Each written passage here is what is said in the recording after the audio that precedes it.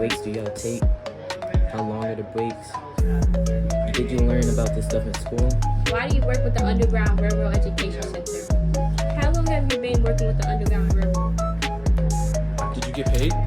How much? Did you learn about this stuff in school? How many people come with you? When did you start?